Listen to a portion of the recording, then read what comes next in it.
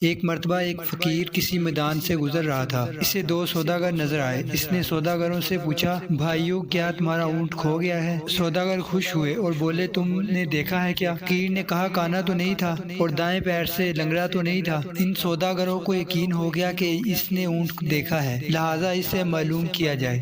وہ کہنے لگے، بھائی یہ حقیقت ہے کہ وہ کانا اور لنگڑا تھا، مگر وہ گیا کہاں ہے؟ فقیر نے اسی لہجے میں کہا، آگے والا دانت تو ٹوٹا ہوا نہیں تھا۔ سوداگر جلدی سے بولے، یہی جناب یہی، اللہ کے واسطے بتا دو کہاں دیکھا تھا؟ فقیر نے ایک مرتبہ پھر اسی انداز میں کہا، ایک طرف شہد کے ڈبے اور دوسری طرف گندم کی بوری لدی ہوئی تھی۔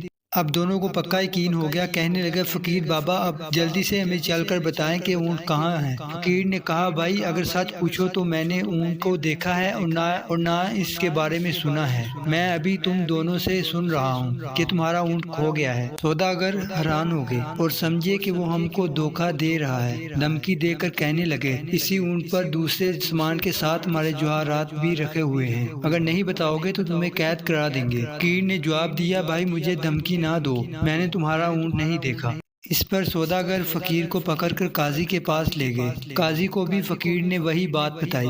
جب تم نے اونٹ دیکھا ہی نہیں تو اس کے بارے میں اتنی صحیح باتیں کیوں کر رہے ہو؟ قاضی نے تعجب سے پوچھا۔ فقیر نے مسکرا کر کہا، قاضی صاحب میری بات سن کر آپ ضرور شک میں مبتلا تو ہوں گے، لیکن میں اب آپ کو حقیقت بتاتا ہوں۔ جب میں گھر سے نکلتا ہوں تو آنکھیں کھلی رکھتا ہوں۔ آج صبح میں ایک جگہ سے گزرا تو میں نے دیکھا کہ ایک اونٹ کے پیروں کے نشان تو موجود ہیں، کسی آدمی کے پیروں کے نشان نہیں ہیں، جس سے میں سمجھا کہ یہ اونٹ رسی توڑ کر بھاگا ہے۔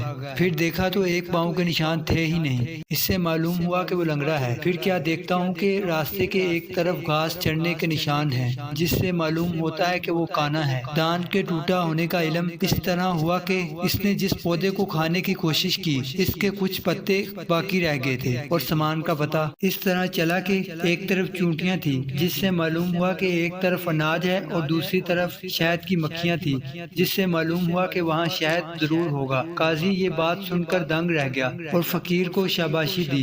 سوداگر بھی فقیر کے بتائے ہوئے راستے پر گیا اور انہیں اپنے کھویا ہوا اونٹ مل گیا۔ انہوں نے فقیر کو انعام سے نوازا۔